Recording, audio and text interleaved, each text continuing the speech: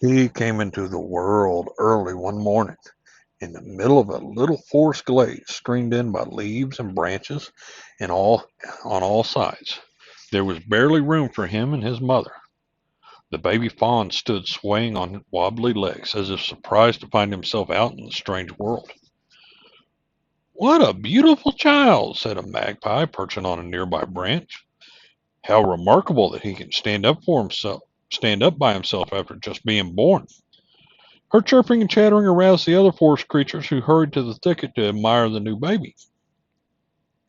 "It isn't every day," said the owl, "that a prince of the forest is born. Congratulations." The mother didn't answer because she was busy washing the fawn, licking him gently with her warm tongue. His little red coat with fine white spots was still somewhat mussed, and on his baby face was still a deep, dreamy expression. The fawn sank down and snuggled into a sleepily against his mother, hunting eagerly until he found nourishment for his life. While he suckled, his mother continued her warm caress. "Bambi," she whispered, "my little Bambi." By early summer, Bambi was frisking along behind his mother as she walked the narrow paths that ran through the woods. Wildflowers twinkled with white, yellow, and purple stars among the green leaves.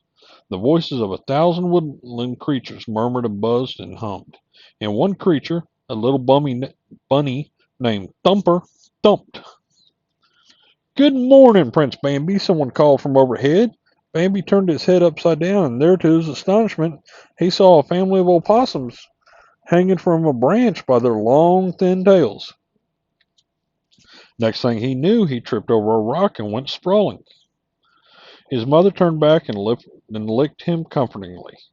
Thumper hopped over and said, "Come on, Bambi, get up and try again." When Bambi stood on his spindle legs, Thumper and his sister frolicked around him. Thumper thumped on a log with his hind legs. "I'm thumping," he announced. "That's why they call me Thumper." Bambi looked at him admiringly, but said not a word. A family of birds flew past and alighted on the branches of a tree, where they warbled their little songs. Bambi looked at them curiously. "Those are birds," Thumper told him. "Say bird, Bambi." "But, brr," said Bambi. The rabbits hopped about excitedly. The young prince had spoken his first word. Bambi was so pleased with himself that he kept saying "burr, burr, burr," until he said it right. "Bird!" Just then a butterfly flew into the clearing and settled down right on Bambi's tail. Bambi spun around to look at it. "Bird," he said. "No, Bambi, that's a butterfly," Thumper explained. Bambi leapt towards a bush of bright flowers that resembled the butterfly. "Butterfly," he said proudly. "No," Thumper corrected him again. "That's a flower." And he bent down to smell a blossom. Bambi, too, put his head down to smell the flower, but found himself face to face with a small skunk, who had hidden behind the bush. "Flower!" he exclaimed. "No," said Thumper, rolling on the ground with laughter. "That's no flower, that's a skunk." The skunk, however, liked his new name. "The prince can call me Flower if he wants to. I don't mind." There was a sudden flash of lightning and a rumble of thunder in the distance. "I better go home now," said Thumper. "It's going to rain." And off he ran. Bambi had no idea what rain meant, but the loud noise frightened him, and he ran to find his mother. They both made their way to the thicket, where they lay down to sleep. But Bambi was soon awakened by the splashing sound of water, the fresh, wet, earthy smell, and the plops of raindrops that now and then landed on the tip of his nose. So this was rain. The lightning flashed again and again, and the thunder boomed closer. Bambi snuggled nearer to his mother. She bent her head over, covering him and shuddering out the noise and the wet. Very soon Bambi fell back to sleep. One morning Bambi followed his mother out of the forest and into a big open meadow. "We must be careful here," she warned. "There are no trees and bushes to hide us, so we must be sure it's safe." She stopped at the edge of the wide open space and stood motionless as she sniffed the wind, looked in all directions, and with head held high, listened intently. At last she said, "Come on, Bambi, it's all right." There were other deer out in the meadow nibbling at the sweet clover, and there was a pond with a duck and a frog. Bambi's eyes grew larger and larger as they surveyed this broad new world. He drew back, startled, when a strange fawn bounded over to him. He had never seen one before. The fawn, trying to be friendly, edged closer to Bambi. He backed away, stumbled over a root, turned and dashed off to his mother. The strange fawn followed. Bambi's mother looked down at him, amused at his shyness. "That's Pauline," she said. "Your Aunt Enna's daughter. Run along and play with her." Bambi turned slowly towards Pauline. Suddenly she gave a leap and rushed away. In a moment Bambi darted after her. They ran in a broad circle. They leapt in the air 3, 4, 5 times. Bambi had never felt so wildly happy. The sweet smell of the meadow, the open sky, the warmth of the sun made him leap for joy. Then something happened that was more exciting than anything else that had happened to Bambi that day. Out of the forest came the sounds of hooves beating on the ground. Branches snapped, and someone burst out of the thicket. He looked like Bambi's mother, but was larger, and his head was crowned with gleaming antlers. He was stately and noble, his head held royally high, and his splendid antlers rising above it. Bambi was overcome with admiration. In the hush that fell over the meadow, the stately stag passed by in silent splendor. The fawns didn't dare breathe until he had disappeared into the thicket. "Who was that?" Bambi whispered to his mother. "That was your father," she said. "Of all of the deer in the forest, he is the bravest and the wisest. That is why he is known as the great prince of the forest." "How handsome he is!" Bambi sighed. His mother smiled down at him. "If you are cunning, my son, and don't run into danger, you'll be strong and handsome as your father some day, and you'll have antlers like him, too." Time passed. The leaves fell from the trees, and the cold winds blew through the forest. One morning Bambi awoke in the little thicket next to his mother to find the world had changed overnight. It smelled different, and when Bambi peeked out, the trees and bushes were covered with whiteness. "Mother, look! What is that white stuff?" "That's snow," she answered. "Winter has come." At first it was fun to play with Thumper and Pauline and his other friends in the soft white snow. But then Bambi noticed that life had become harsher. Before they had all lived a rich life with plenty to eat in the meadow and the forest, and Bambi, who had known only abundance, thought he would always have plenty to eat. But now it grew harder and harder to find food. Bambi had to dig the snow away with his little hoof to find one weathered blade of grass. The icy crust cut his delicate legs. Bambi's mother taught him how to feed on the bark of a tree. She could stand on her hind legs, reach up high to rip a piece of bark off for him to share.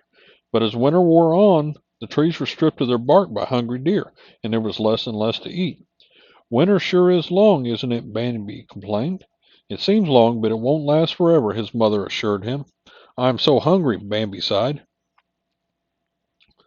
So although the meadow was dangerous except in the evenings or early morning, Bambi's mother took them there one afternoon. Pawing aside the snow, she called, "Look here, grass, new spring grass." Lowering their heads, the two deer ate hungrily, two dark shapes alone in the middle of the great white meadow. All at once they heard the magpie's warning, "Look out! Look out!" Bambi and his mother raised their head and sniffed the air, and there it was, a heavy wave of scent that meant man. At the same moment they heard the clash of a gunshot. "Run, Bambi! Don't look back! Keep running no matter what, to the thicket!" Bambi's mother was off in a bound that barely skimmed the snow. The thunder of man's guns was all about, and then the sounds grew fainter as Bambi ran deeper in the forest. Outside the thicket he waited for his mother, calling her as he wandered through the trees. "Mother, mother!" There was no answer. Bambi's eyes widened in astonishment when out of the winter twilight the great stag appeared. "Your mother can't be with you any more," he said in his stern but gentle voice. "Now you must be brave and learn to walk alone. Come, my son," he added as he turned and moved off through the trees. There was nothing for Bambi to do but to follow.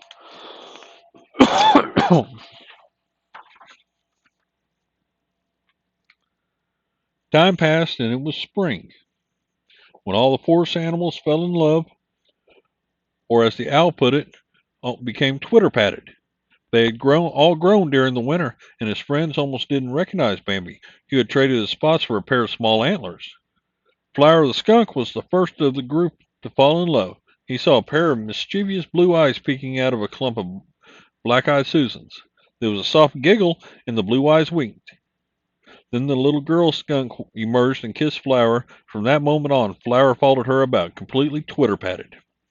Thumper was next, losing his heart to a honey-colored bunny. Bambi vowed such foolishness was not for him. But when he saw his old playmate Pauline, now a beautiful young doe with a soft tan coat and large brown eyes, he became as twitter-patted as any creature in the forest. "Will you stay with me, Pauline?" he asked her. Pauline moved towards Bambi and was about to answer when a rival buck named Rono moved roughly between Pauline and Bambi. Shaking his antlers upon the ground, he dared Bambi to take one step closer to the doe. Bambi, enraged, charged at the buck, and they fought, antler to antler, while Pauline watched and wished very hard that Bambi would win. Pushing and straining, Bambi finally braced with his hind legs and hurled himself at Rono. The buck fell to the ground, and while Bambi stood over him victorious, then he led Pauline away. "You were wonderful," she said softly, and all that summer they were together. Once again in the autumn, Once again the autumn's winds were blowing. Bambi awoke one morning and sensed something was wrong. Leaving Pauline in the thicket, the young buck explored the forest, searching for the danger. At the edge of the cliff, he was joined by the great stag. They looked down in the valley into the early morning mist and saw a campfire in movement and smelled that fearsome smell. "Man," said the stag in his deep voice, "there are many at this time, more than I have ever seen before." The crows flew off to call their warning. Quickly, the stag commanded, "To the hills." Bambi went to join Pauline, but she had left the thicket in search for him. Each called through the forest to the other, "Bambi, Pauline." Meanwhile, the pheasants, quails, rabbits, birds, and every animal large and small hurried to make their escape from me. Shots rang out through the forest. Then a pack of savage hunting dogs raced through the woods. They were chasing Pauline. The doe bounded away, her heart pounding as the dog snarled at her heels. She leapt up to a rocky ledge and turned to see the dog scrambling below her and barking loudly. She was cornered and could go no further. "Bambi!" she yelled. Bambi heard the barking when he recognized Pauline's call.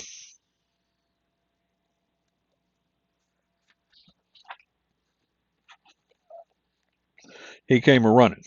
He charged the pack of dogs and then reared up on his hind legs, using his sharp front hoofs to slash at any dog who attacked. They kept a respectful distance. "Jump, Pauline," he called to her, "and run home." When he thought Pauline was safe, Bambi turned and ran at top speed, once even leaping over a fallen tree. There was an unexpected crash of sound, and at the same moment, a sharp pain in his leg. Bambi stumbled and fell, wounded by a gunshot. He had not lain there long when squirrels, rabbits, and other small animals ran past him. "Get up, Bambi, get up! The forest is on fire!" they cried as they fled towards the stream to safety, and then the smoke began to drift into that part of the forest. The great stag appeared. "Get up, Bambi," he ordered. Bambi struggled to rise, and the stag encouraged him. "Get up, Bambi, you can. Now, follow me." As Bambi limped behind the stag, the smoke stung his eyes, and every now and again there was a flash of flame jump from one tree to another. "Man caused this too, with a little cinder from his campfire," said the stag. "We must follow the stream to the island. The fire can't reach us there." And both plodded through the water, with hundreds of other creatures around them. At the very tip of the island, very small animals huddled, and in the tree branches, families of birds stared across the river as their forest home was destroyed. Bambi was in despair when out of gloom he heard his name called as only one creature in the whole world could call him. "Pauline," he responded joyfully. And they two were reunited at the water's edge, and they stood shoulder to shoulder watching the terrible spectacle in silence. Another spring came, and the flowers bloomed once again. Tender green leaves sprouted on the live trees, covering the charred remains of the fire. Flower and Owl and Thumper had families, and they were all hurrying to the thicket to see Pauline and her twin fawns. Bambi and the great stag looked on from a distance. "Don't follow me any further, Bambi," said the great stag in a calm boys. My time is up, and I must look for a resting place. Goodbye, my son. Son, I loved you dearly." Soundlessly, he disappeared into the bushes without stirring a leaf. Bambi was now the great prince of the forest.